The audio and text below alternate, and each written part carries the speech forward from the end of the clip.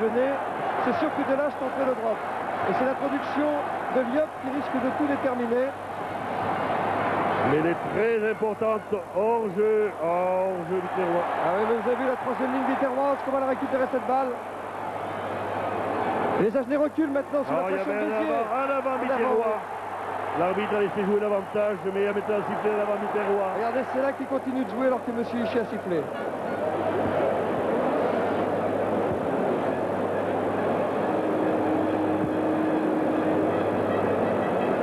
Match pertinent, rebondissement.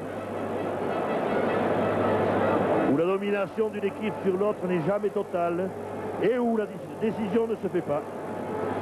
Elle doit se faire peut-être dans les dernières minutes. Et alors si je ne me suis pas trompé dans mon décompte, les deux équipes sont à égalité aux pénalités et aux essais, ce qui voudrait dire qu'on tirerait au but.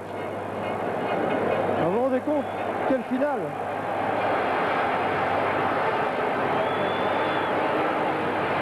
On attribuerait le titre par des tirs au but, comme les pénaltys du football. Bien Scénario sûr. inespéré.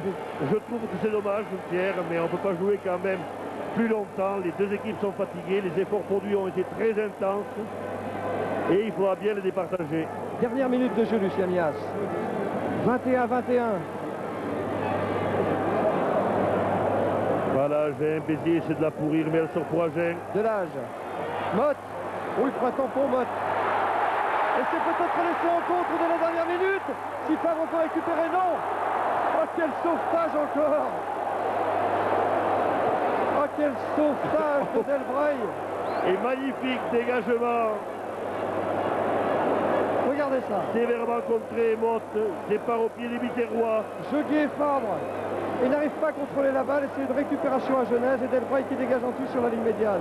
Et c'est toujours ça en rugby, le ballon capricieux, véritable boîte à malice, n'en fait qu'à sa tête. Il aura été comme les joueurs aujourd'hui, le ballon plein de fantaisie. Malheureusement pour les Viterrois qui avaient là vraiment l'occasion d'essayer. C'est Bonour qui souffre là sur le bord de la ligne de touche. Une crampe sans doute pour Bonour. Et qui accuse la fatigue lui aussi. Qui va pouvoir reprendre sa place. La touche est raccourcie par les Viterrois. Palmier contre Pujade. C'est Palmier qui a récupéré la balle. Finalement Pujade. Et un Viterrois en définitive.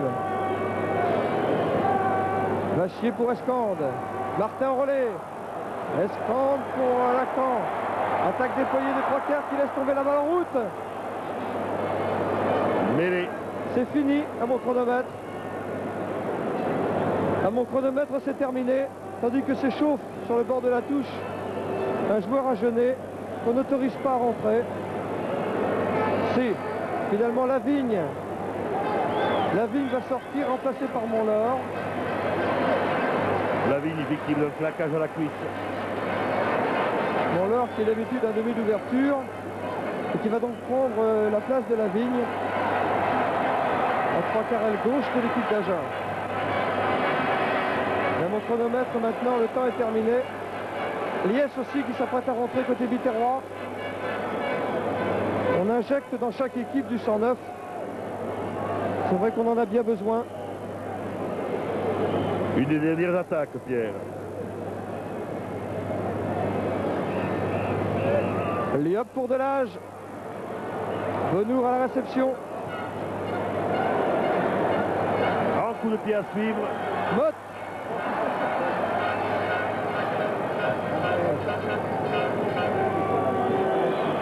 Et celui-ci trouve la touche.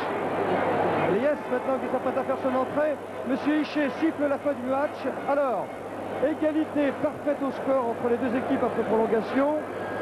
Pour déterminer le vainqueur, monsieur Hichet maintenant s'approche du délégué, car si j'ai bien tenu mon décompte à jour, il y a égalité au nombre de pénalités. Faure et Viviès en ont réalisé 4 chacun. Et il y a également égalité au nombre des essais, puisque à l'essai de Delbray a répondu celui de Medina. Si mes comptes sont bons, et je dis bien ça sous toute réserve, parce que j'ai noté au fur et à mesure du direct, on va avoir recours pour la première fois dans l'histoire du rugby français au tirage au but. C'est le service plus de cette finale. J'ai jamais vu, Pierre. Inoubliable. Dans un match correct, Nous nous retiendrons que chacun a employé ses armes opposant son point fort au point faible de l'adversaire. Les Vétérois avaient leurs avants qui ne sont pas arrivés à conclure. Les Agenais avaient leurs trois quarts qui n'ont pas suffisamment conclu. Match nul à la fin du match et après prolongation. Alors, je vous donne le règlement. Heureusement que j'avais prévu cette éventualité. Alors voilà ce qui va se passer maintenant. Voilà ce qui va se passer. On va d'abord choisir la position 1. 3 coups de pied placés seront tentés de la ligne des 22 mètres à 15 mètres de la ligne de touche gauche. Là, c'est l'épreuve des pénaltys en football, si vous voulez. Et le titre de champion de France va être attribué sur des tirs au but historiques. Historiques. Les deux capitaines, Dubroca et Lacan, vont plan sur Tolo, le pilier agenais. On va choisir les buteurs. Vous savez, mon cher Pierre, qu'on ne peut pas rejouer ce match. On ne peut pas, ou alors on fait d'autres prolongations, car l'équipe de France part en tournée pour la Nouvelle-Zélande. Il faut décider ce soir. Ratons sur votre écran. J'espère que le président de la République n'avait pas un autre rendez-vous ce soir, parce que sa présence au Parc des Princes dure plus longtemps que prévu. Magnifique combattant, ce gars. Et ici de dos, Jean-Claude Bourrier qui discute avec M. Hichet, l'arbitre. Jean-Claude Bourrier, le secrétaire général de la Fédération française de rugby, et M. Mitterrand, notre président de la République, qui se fait expliquer par le président Ferras le règlement de ces tirs au but. À la gauche du président Mitterrand, Mme Edwige Avis, ministre des Sports.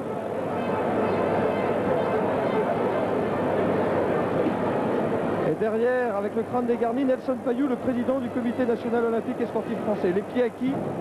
Je ne saurais pas à qui les attribuer. Ils sont à gauche de votre écran, disparaissent. René Bénézis, l'un des entraîneurs de l'équipe d'Agen, qui est en train de donner les consignes à ses joueurs. On en fait de même côté Viterrois.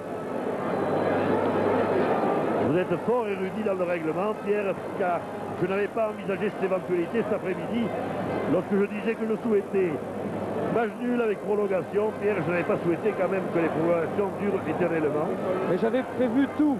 Et c'est la raison pour laquelle j'avais demandé à Charles Durand, le patron des arbitres, de me donner un extrait du règlement, alors que vous distinguez sur cette image d'Henri Carrier le fameux bouclier de Brennus et le lot de consolation pour le vaincu.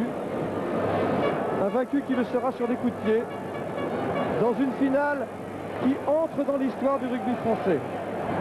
Daniel Dubroca, le capitaine de l'équipe d'Agen, qui se fait expliquer par Jean-Claude Hichet, l'arbitre, le règlement, parce que j'aime autant vous dire que beaucoup de joueurs ne le connaissent pas parfaitement. Alors je rappelle qu'il y aura 5 positions. Alors la première position qui va être maintenant choisie par les deux équipes est la position 1. Il s'agit de 3 coups de pied placés, tentés sur la ligne des 22 mètres, à 15 mètres de la ligne de touche gauche. La ligne des 15 mètres étant déterminée habituellement, on la distingue très mal ici d'ailleurs, je note au Parc des Princes, par une ligne pointillée par rapport à la ligne de touche.